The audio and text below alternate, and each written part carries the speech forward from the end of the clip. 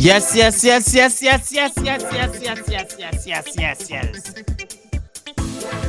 Come on, let's go. Yeah, it is what it is. Big Mountain, I tell you, this is Intercontinental Sport TV. Back again with another video on a beautiful weekend. On a beautiful weekend that just passed. This is a new week. I tell you, the Dawn is in the building. Opa is in the building. Uncle T, for that matter, Manchester United is also in the building. I tell you, our main guy, that's Antony, in the building. Manchester United is about to win the league. Watch out. Clip this week. Clip this video. I tell you, I'm going to remind you guys, it's all about Manchester United doing the deal. Still in the deal. Uncle T is ready to give them a joker. I'm shocked. Oh my goodness. It's going to be loud, I tell you. But first, let me welcome all our viewers anywhere you're watching it from, anywhere in the world. This is Intercontinental Sport TV. Let me tell you what to do. Number one, please subscribe to the channel. You'll see it at the right bottom of the video. Smash a like on the video. Please share this video. Let's do this. Come on, let's do this, guys. Let's do this. I'm going to bring in the first man that's happy in the studio. Arsenal winning four matches? Yeah, 4 matches in the row. Let me ask him. I think Arsenal just won 2 matches. I can't remember. I don't know. Let me ask him. Let me bring him first. He's happy. 12 points in the building. 12 points in the building. What's going on? I'm talking about. That's what's up. That's what's up, the Don. Let me remind you, 4 wins out of 4. For the first time since 2004. I feel good. I'm wearing an Arsenal jersey. It's a Monday. Let's go. You're welcome, bro. It is what it is. I'm now going to bring in the shocker, the joker, the strong man in the building. I'm talking about Uncle T, massive Manchester United. Let me ask him a question. Are we going to win the league, Uncle T? Uncle T, talk to me. I think we're going to win the league. We have Antony. Oh my God. Oh. Fantastic. It's loaded. It's loaded. Uncle T getting ready all the way from Oklahoma. How you guys all doing? Guys, this is another beautiful week. Straight up, let's get into the straight. But before we go in, let me show you something, guys. We're going to talk about this today. We are going to talk about the EPL results and other leagues, La Liga, and the star of the week. The star player of the week, and also the EPL transfer. Also, we are going to focus more on Arsenal today. It is what it is. I want to ask Okpe, how are they doing it? How did they do it? How they come with 4 wins? I'm going to ask him. It's going to be loud. Stick there. Don't go anywhere. It's all about Intercontinental Sport TV. Smash your like on the body of the video. Let's do it.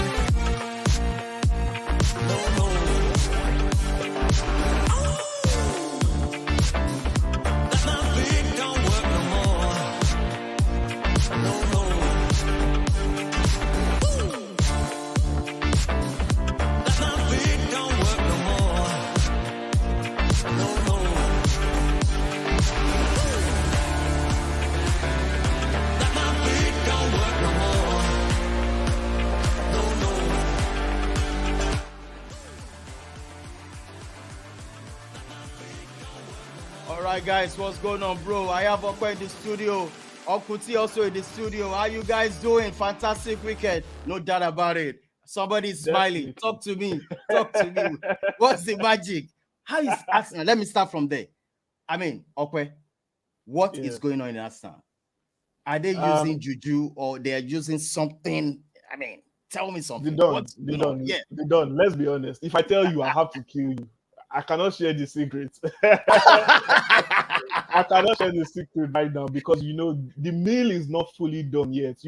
I'm still boiling the chicken. I've not added the seasoning. As in four games in a row. 4. Yeah. That's 12 points. Exactly. Top of the table, ahead of Manchester City to be precise. No, Ahead of Uncle T, Manchester talk United. now. Don't do like this. You'll be doing, talk to me now.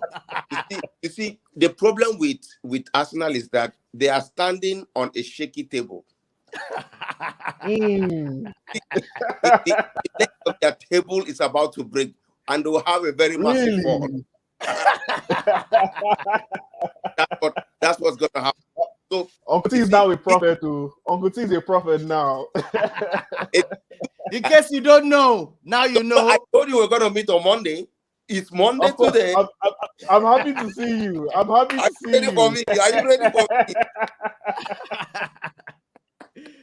All right, guys, let's get into this straight. First of all, we want to look at the EPL results over the weekend. You know, I'm just going to start with Southampton versus Manchester United. Uncle T, what happened? I mean, just one goal. We have about 74 people watching right away right now. 74 people. Please smash the like on the button. Please subscribe anywhere you're watching it from. This is Intercontinental Sport TV. Uncle T, Manchester United winning over Southampton. What's your reaction about the match? This is the beginning of a reconstruction. Erik ten Hag did not have the time to actually groom his first 11 during the pre-season tour that he had, and it's now that he's really kind of building his first 11 with new players coming in and integrating them into the new squad. He is grooming and he is building and he's strategizing around a solid and a massive team right now. You see, from the start of the first two games have been marked with a lot of mistakes, a lot of inconsistencies. And right now, he is seeing those mistakes because of the new players that came, such that, you know, it can such that it can fit with the reality that he's seeing on the field. Mark you, he has not had an EPL league experience, you know, and he's coming in as a new coach in it. And so he's beginning to understand it. And now I can guarantee you, with the signing now of, we have Casemiro, we have Antony, who is now coming in, we are going to build a massive and attacking squad. I pray that within these 4 days of the window that is remaining, we should be able to sign one extra attacker just to fill up the gap that when Ronaldo leaves, because he's about to leave. And I hear rumors that they're trying to swap Osimhen from Napoli to come in. I like Osimhen. Mark you, I like Osimhen. The reason I like Osimhen is because he has the characteristics of an ideal attacker. He's a 9-shirted player. Like, he's a 9-shirt. It's not those false 9. No, he's a 9-shirt player. And he's a forward-thinking attacker. I like him for that. And if you ask me between him and Gakpo, I also should go for Simon. We need such players for right now for Manchester United. We don't need those forced attackers for right now, or no. We need attackers that are forward thinking. We need those kind of players that's the Ronaldo, the young Ronaldo. You know what I mean? The young Ronaldo. When Ronaldo was young, that's the way. That's the system. He is a forward looking player, and that's what Osimhen is doing. And then he's tall, he fits, he can beat defenders like Van Dijk in the air duels. My goodness! And he can score goals with swift headers. So I'll go for him as opposed to Gakpo in PSV. So we are just starting, and we are coming. This guy should watch us. Opek, you can hear that. You should watch us. Prof, you can hear that. We are. All right, thank you so much. Before we go, let me quickly read the result out, guys. It is what it is over the weekend. Brentford 1-1 with Everton. Brighton again 1 against Leeds. Guys, what do you think about this Brighton? I mean, Prof, go for it, please. Honestly, I'm very, very fascinated by what Graham Potter is doing in Brighton at the moment. I think he's been doing a fantastic job. I mean, he's been bigged up. He's been spoken about years and years now, and rightly so, because look, the style of play what he's doing with that Brighton side, some set of average players, and he turns them. The style of football is very evident. They know they're good passers of the ball, and the formation that he uses too is very strange. He uses a 3-3-3-1 formation, and that's very, very, very strange in the Premier League. But he uses it effectively, and it suits the players. The likes of Trossard and Solimatch, they hold the width. Danny Welbeck has found himself again. Really, really playing along. Running down the width and the shoulders of defenders and creating spaces. So he's been doing fantastically well, and kudos to them. They are right up on the top of the table. The problem with them usually is consistency. Sometimes they drop off, and that's down to the lack of quality in the team. But Graham Potter himself is a fantastic coach, and we look at these coaches that are sort of below the top 6 level, and Graham Potter is one to look out for. If there's any manager that deserves to be put up into any top 6 position, top 6 job, I think Graham Potter deserves that. He deserves that job because he's doing very well with Brighton. I think he's overachieving with Brighton side now. I tell you, no doubt about it. Winning over Leeds United, Chelsea also winning over Leicester City. Come on, give it to Liverpool 9-0. Oh my goodness, Ope, what do you think about Liverpool? I was surprised. Sorry, Ope, I was surprised when you said last week that you said Ope said something like that. You said Bournemouth. You had a strange feeling that Bournemouth would hold down Liverpool, and I was like, look, I saw the game against Arsenal. They were toothless, and I said by December they would be relegated. Bournemouth will be the first side to be relegated because they are absolutely toothless. They've not invested enough. The manager is handicapped. They cannot compete in this Premier League. And that was evident in the 9-0 loss. Opa, you can take it from there. Opa, what do you think? Please? I think it's safe to say that I was scammed by their first win of season against Aston Villa. Because the way they took to it, they brought a lot of intensity into the game. And I think it just goes to show that Aston Villa was not even up to par come the start of the season. Even till now, Aston Villa is quite shaky. Not able to win a game in 15 Premier League matches. So that the record there is clear to say. With Bournemouth, it's just clear that they lack the mentality needed to compete in the Premier League.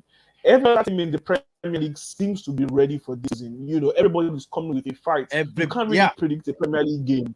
And coming week in, week out, it's very difficult for you to predict who is going to possibly start for certain clubs. Very difficult for you to predict who is going to win. And it just goes to show that Bournemouth lack that character and that mentality needed to survive in the Premier League. Close to Liverpool, they are already frustrated with the start of the season. The game against United, Fabinho obviously wasn't fully fit. Coming into the game against Bournemouth, he was fully fit. He started, and it was Liverpool's best starting 11 that was put onto the pitch by Jurgen Klopp, despite their numerous injury worries. And obviously, that showed for. And I think Darwin Núñez will be hitting himself right now for getting that red card against Man United. Assuming he played in that game against Bournemouth, he would have had a chance to add to his goal tally. However, he'll be coming back by the weekend, and hopefully he can help Liverpool continue their winning streak. But kudos to Liverpool, well deserved. Yeah, Man City also gathered 3 points. I think the highest win so far. Yeah, the highest win so far. Yeah, that's the record. And Man City also winning over Crystal Palace. At some point, I was thinking Man City were going to lose that match, as in 2-0. I thought they were going to lose. It was scary. It was scary the way they've started. Man City, they've had a slow start this season, but kudos to Erling Haaland. The ball, he came out of his shell. He took that Palace defense by storm. Look at the 3 goals, or different types of goals. The first one was, it shrugged off the defender. It was a good positioning, and he headed the ball. The second one was, he knew where the ball was going to fall. It was instinctive. He knew where the ball was going to be, and he tapped it in. And then the third one, look at the third one. That's typically Haaland's goal. Put that reward to the ground and slot it in there. This man is going to be the highest scorer. There's no doubt about it. Do you agree with that, Uncle T? Haaland. I think it's gonna be a season of goal scorers. They're gonna be a season of goal scorers because I see David Núñez also scoring many goals, and it's gonna be a season with many goal scorers. But he is in the content as a contender for the highest goal scorer because he is a prolific scorer. He is very prolific, and then he's now being coached by one of the best in the world. That can really tell him where he's lacking and improve on him. And I think it's gonna be. I would just want to say this about that game concerning Man City is just that that this game goes to show that, shows the top class of Pep Guardiola, one, and the class of the City players. They didn't stand to be intimidated by the 2 goals down, but the first half, like they were not shaken. They actually went back to the room and came back fortified with a different spirit. They didn't make mark you. Pep did not make any change in the second half. Nobody went out of him. Yeah. The same team. He just made some tactical, positioning and here and there, and we see the results. Man City they've had a draw, they've not had a loss, but it shows that their defense is permeable. The defense line is permeable, they can concede goals. So if you have a team that can hold their defense and score them goals, they can be beaten. But then it shows that they're going to be like the Real Madrid of the old. Score and let's score. They don't care. Score us, but I'll score you. The better scorer wins. Score, but I'll score you more.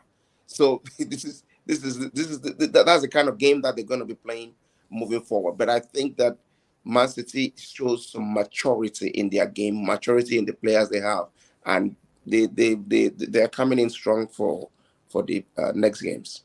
All right, let's quickly look at I think Aston Villa losing. Oh, Arsenal, sorry. I'm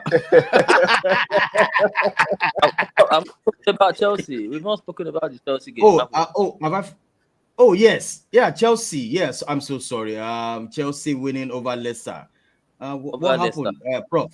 What happened? Yeah, are you satisfied with the goals? The results? I'm more satisfied with the spirit and the character that was shown by the team, because look, they went down after 20-something minutes in the game. Yeah. They went down to 1 man. They went down to 10 men. It was a very stupid challenge by Gallagher, one that he has to learn from. If he doesn't, he won't be able to hold down his position in Chelsea if he doesn't learn from such mistakes. The 2 fouls that he made were unnecessary fouls. The second one was just a very stupid one. You cannot do that in a big team like that if you want to buy for a position. So but then the team showed fight and courage and character to come back into this very fantastic game by Reece James. Raheem Sterling putting up his first 2 goals of the season and paying back some of the money that we got from City. These are the things that he did in City time and time. Arriving at the back post and doing tap. So it was a good game. Chelsea were very, very lucky, by the way, because Leicester City, they hit the crossbar several times, but they were lucky to get the 3 points, and they can kick on from there. All right. What about Arsenal? Tell us something. What's the magic? Because that will lead us to the topic for today. We are looking at the club focus, and that is Arsenal. So tell us something. Four games. Can you imagine Arsenal? 4 games. 1, 2, 3, 4. 12 points. Look, the Don it's not just about it's really not just about this season. It's been about the start of Mikel Arteta taking over the team. It's been it's been difficult, I must say. First of all, let me say I was one of Mikel Arteta's biggest critics. I wasn't so convinced from the start that he's really the man that can take Arsenal back to the glory days, because I've been spoiled as an Arsenal fan, growing up watching Arsene Wenger and the team on Arsene Wenger, 18 years straight away. Back-to-back Champions League football. It was so easy for me. And the years out of Champions League football, the years where we suffered without winning any trophy, it was difficult. Now you say we're trying to be on the resurgence. You bring in a manager who has never coached a top team. He's coming in as an assistant coach, coming in to coach one of the most prestigious teams in the history of English football. I didn't really understand it, but you know what? He came in, but straight away you could see that, number one, he was sound tactically with the way he tried to salvage things in the 2019-20 season. As the years have gone by, you see that he has implemented his philosophy straight through every nook and cranny of the club. You know what? And he has implemented his own style. That's the major reason why a lot of players are not in Arsenal today, the likes of Aubameyang, Ozil, and co. And now he finally has his team. And then the board now backed him, especially this summer. But exactly, £45 million signing in Gabriel Jesus, another £35 million signing in Alexander Zinchenko, spent 35 million on an unknown entity in Fabio Vieira, someone who is expected to hit the ground running as well when he finally gets into the team. And finally, Arsenal is looking like that team like that Arteta's team that we know that can eventually challenge for a trophy. And truth be told, at the start of the season, I didn't really feel like they could be title challengers. As far as I'm concerned, being realistic, I think a top 4 finish is good enough for Arsenal. But it seems to be like they're proving otherwise. First of all, let's start with Arteta. First 100 Premier League games as a manager, he's got 53 wins. The only manager with a better record than him is Arsene Wenger. That's absolutely outstanding. And it's very hard to ignore the possibility of them winning the league. The last time that they won 4 matches in a row was back to the 2004-2005 season. The invisible season of 2003-2004, they did it, and they won the trophy then, you know. And a couple of years ago, 1930-1931, when they did do this, they won the league. 2003-2004, they won the league. 2004-2005, they came second. Now 2022-2023, what is going to happen? I'm not going to say I'm going to win the league. My dear, my dear brother. That's why I said I'm not saying Arsenal is going to win the league, but it's exciting. You better say it now. I'm looking at you. No. I'm not going to say that. I definitely would not say that. I won't say it till I'm positively and absolutely sure. But it's good to see where Arsenal is at currently. All right, let's move on. I want us to look at the table for now. Arsenal is leading. Man City followed by 10 points. Tottenham 10, also 10. Brighton also 10 points. Where is Manchester United? Okay, number 6. That's Chelsea. Manchester United number 8. Leicester City, the bottom of the table. I think. We can only talk about the league for now. I don't want us to talk about the table right now because anything can happen within just 3 games. Everything can change, you know. And we have so massive fixtures in this. I think tomorrow, Chelsea is going to play tomorrow. Let's look at the fixture. We want us to just talk about the fixtures for tomorrow. That's the Crystal Palace hosting Brentford. Fulham also will be at home with Brighton visiting. Southampton will be at home. Chelsea will be flying to Southampton tomorrow. Also, Leeds will be welcoming Everton. That's for Tuesday. And on Wednesday, Arsenal is going to be another massive match. I think they will beat. I will get there. Bournemouth also will be hosting Wolves. Man City will also be hosting Nottingham Forest. I'm looking for Liverpool. Liverpool will be hosting Newcastle. That will be a tough one. West Ham also hosting Spurs. So Manchester United will be on Thursday. Will be flying all the way to Leicester City. It's another banana skin game for me, for Manchester United. But nevertheless, we have our man. Then Hag will do something. Now let's quickly talk about the fixtures starting from tomorrow. I think Chelsea going to Southampton is going to be a big one. So I'm going to start with you, Uncle T. What do you feel about this game, Southampton hosting Chelsea? You see, when I look at the game that we had against Southampton on Saturday morning, it looked pretty. In fact, we were counting our fingers. We were counting the end of it. Are you going to stop this game right now? Are you going to stop this game right now? Because we were under pressure. Southampton has a great team, and it's that. I mean, if we didn't have a reinforced defense like Martinez on there, I'm sure would have considered a goal. If we had the likes of Maguire still back there, I'm very sure there would have been a penalty or there would have been a goal. You know, but what I'm saying here is that Chelsea has to stand up to their name. Chelsea is a team to reckon with. They sold Rudiger, but I don't think they have replaced Rudiger fully in that back, which means that Southampton can penetrate through to make a goal in the early hours of the game if they are not careful. Their style of play is to attack, like their best form of defense is attacking right from the front, and so Chelsea needs to position themselves on both ways, on the attack and as well as the defense, to be able to hold Southampton down. The one thing you want to look at it, if I look at the game and their style of play for this season, it's very intense. It's very intense. They have an intense game. They have players that are so swift in the front line, and they are good. They are good at shooting from afar. So Chelsea would need to reinforce its attack and try to take advantage of the midfield as well, so that they can be able to, contain Southampton. Remember too, Southampton were playing at home, so they'll have that fourth, the 12th player, which is their fans that'll be cheering them up. So Chelsea, you have a tough one in your hands come tomorrow. Yes, that's why I'm going to shift to now to Professor Tuchel to tell us. What do you think about the game? It's going to be a massive game for us. That's the game I'm seeing that's going to be very tough for tomorrow. Southampton, Chelsea. What are the possible lineup you're looking at? Yeah, I think Koulibaly will return to the starting lineup. He has served the ban? One man. Yes. It's just only one. I thinking 3. 2 yellow card. It was a 2 yellow card offense. Stabbed it and he'll be back. I said he has to be back. Now the games are getting congested. We're having midweek games now, so it's very important to rotate the squad. Obviously, Conor Gallagher is still red card. So Koulibaly will be back to the starting lineup, and hopefully Chelsea can take on the game. It's going to be a very, very difficult game at St. Mary's Stadium because of the way Gonkuti has said Southampton play. They play on the front foot, So Chelsea should be able to manage to get a win. I see a win for Chelsea for that game. Chelsea for that game. All right, let's move to the next. I'm going to talk Arsenal versus Aston Villa. Okay, do you think it's going to be 5th game in a row? Is that what you're looking at? Yeah, definitely. I'm confident.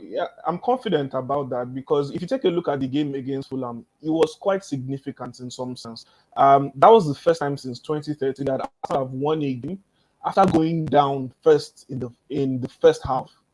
That start is absolutely mind-blowing, and that just goes to show you how this Arsenal team has become so much better mentally. Also, talking about the mental strength, Gabriel made the mistake that made them go behind.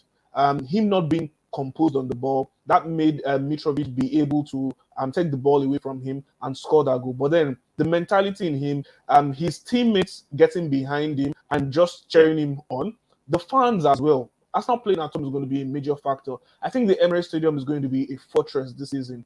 Arsenal Stadium is going to go back to being a very, very tough place to beat them. The same way Highbury was. A major reason why it was so difficult for teams to beat Arsenal in Highbury was because of the way the fans were just absolutely always hovering and the way, the pitch is close to the fans. Now the Emirates Stadium, for the first time, we had a sellout stadium in the first home game of the season. So that goes to show you how pumped up the fans are. Towards the end of last season, the fans dropped a new anthem. They started singing that in the stadium. Don't sing that song. I won't sing. Please. Let's be careful. I won't sing. But then again, come the beginning of the season, there's a new song for William Saliba as well. But, most importantly, what happens on the pitch is the most important thing. And then players are stepping up. Martin Odegaard now, he was so cross with himself. He was very vocal after the first game against Crystal Palace. Very cross with himself for not scoring a goal in that game. Responded in the next fixture by scoring 2 goals. Scored another goal again against Fulham, which was the equalizer. Now, despite the absentees, talking about Thomas Partey and Kieran Tierney, Arsenal were still able to play with the same intensity. Fine, I would say the biggest player that was missed out of Partey and Zinchenko had to be Zinchenko because obviously Kieran Tierney is not as technically gifted compared to Zinchenko. So Tierney had difficulty switching play. That's why we saw Xhaka and Martinelli falling back a lot into the own half of Arsenal. But then again, after Odegaard equalized, it was then left to Gabriel to save Arsenal from the mess he put them in. So Arsenal are in good form mentally and physically. The team doctor did say that, Partey and Zinchenko missing the game was just a precaution. Hopefully, they will be back by obviously for the game against Aston Villa. So I'm expecting a win from Arsenal. Nevertheless, 5 games, 5 wins. I'm looking at how much 15 points. Let me come in here to say it's good. It's very good to be optimistic. That's the way Brentford came from Championship, and if they didn't have anything back to their Championship this last season, they came and they were just winning. Where you come? Nobody could figure them out. But by the time they started losing and going down, they were actually going down deeply.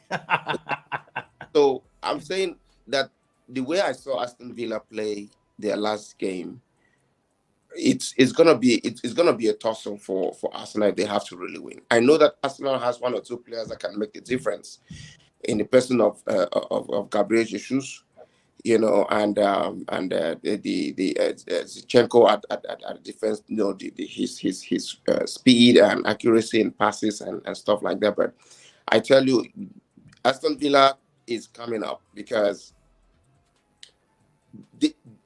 they have to show something. I know it's been played at Emirates, the stadium in Arsenal, but then Aston Villa is not going to just come and be an underdog for you guys. He has to put his head out of water as well. So it's good. You guys better hold on strong and be ready for the tussle. All right, let's move on to Manchester United. I won't lie to you, Pronkuti. I am scared about this match. I'm talking about Leicester City, Manchester United. What do you think we should do? I mean, what do you think Ten Hag should do in this position? Considering the fact we've lost 2 matches, so we don't have time to play. We are not losing any more game. They don't stop. Okay. Okay. I'm with you. Just put that in. We are not losing any game.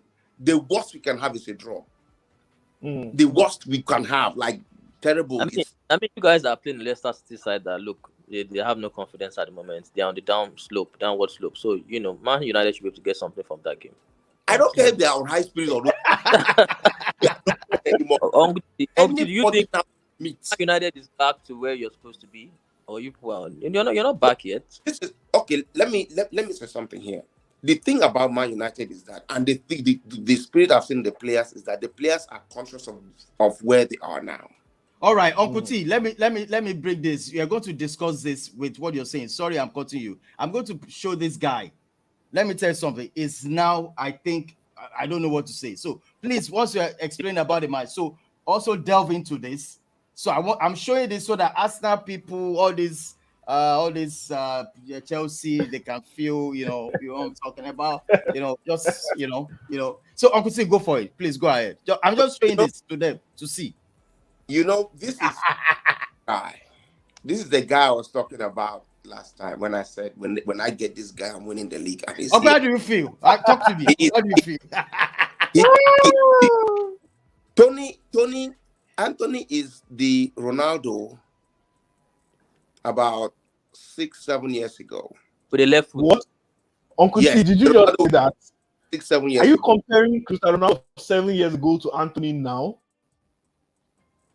I'm telling you, when he just came, I'm telling you. On sports, that's what it means. That's what it means. Okay. That aspect. Okay. All right.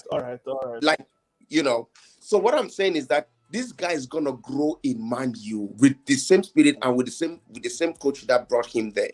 If you look, I've followed Antony from when he came to Ajax. I've seen his progression, and that's why he loves Ten Hag. He told Ten Hag that anywhere you are, and if you need me, I will be there. Because the transformation that he's had from the moment he left Sao Paulo, he was playing with my club in Sao Paulo, Corinthians. Okay, yeah. I think you're in Brazil at some point. Yeah. Yes, I was in Brazil for a bit. I was there in Sao Paulo, and he was playing there, and then he moved now to Ajax. And when Ten Hag had him, the transformation that has taken place from the Antony from Sao Paulo to the Antony in Ajax now is just phenomenal. And then coming now to Premier League, now I've heard it's even going to be more exciting. I've heard some people like Alex Ferguson criticize this young man that the play in Eredivisie and that of Premier League is quite different. There's a lot of space, and that allowed him to, express himself in the field. And it's going to be different. You see, football is all about creating the space. And he is one guy that knows how to create a space in his own area of play. He knows how to create a space. He will give you this. And once he has the ball ahead of him, you only take him down when the ball has not gotten to him if you tackle him before he gets to the ball. But once he gets the ball ahead of him, you can't stop him. He is fast and is very technical. He is very technical. It's Brazilian, so, we expect it. But what do you think about the fee? That fee it's not ridiculous, 100 million? I am coming to that. looking at his technique now, the truth is that this fee is not going to be paid. You're not going to see the benefits right away, because when I mean not right away, because he's got time to grow, he's got time to groom, he's got time to deliver.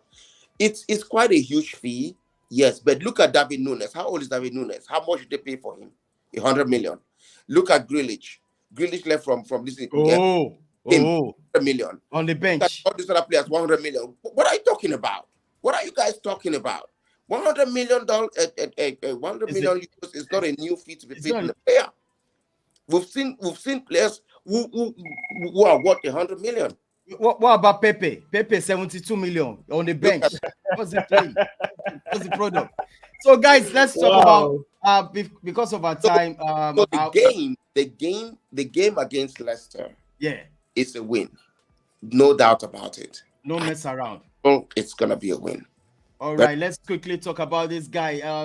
I think I'm going to ask Okpe just shortly. Just tell us something about this guy. The start of the week, the star player of the week, Roberto Firmino. Okpe, go for it. Go for it. First things first, Roberto Firmino. I don't know who he told that he was going to give a hat-trick and score 2 goals. There were 397 FPL users who triple captained Roberto Firmino this past weekend, and all of them ate good in FPL. It's been a long time coming. He scored his first couple of goals at Anfield for the first time since 2020. So that just goes to show you how much of a goal drought he has had so far. Because of the likes of Mane and Salah have been firing on all cylinders for the past 2 seasons. Same thing with Diogo Jota since he joined. But obviously, Darwin Núñez out of the team, Mane not being a Liverpool. Now that's the question I want to ask now. Now this guy is in form now. I mean Firmino. Are we saying he's going to go back to bench again when Núñez is? Of course not. Of course not. I don't think Firmino will be benched immediately. I think Núñez has to work his way back into the first team again. Oh my goodness! Sorry, I don't agree. It will be difficult. It will be difficult for him to get back into the team immediately. With that amount of signing, with that amount they pay on the guy, Firmino has to go back to bench. It will be difficult. That performance against the wretched Bournemouth side, I'm not going to take it into cognizance. I'm not taking it too much. Honestly, that side is wretched. Okay, and look, Darwin 75 million. You don't want to make him get used to the bench.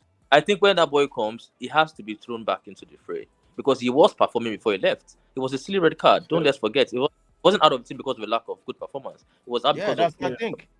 Yeah, so he should be back. I don't see Firmino performing on this level against bigger teams, to be honest, because he's been on the downward. His performance hasn't been great, Firmino, against bigger sides. That Bournemouth side, count it out. I don't reckon with them. Time will tell. Time will tell, because getting those goals behind you gives a player like him confidence. He needs. So maybe we'll see him get back to his former form.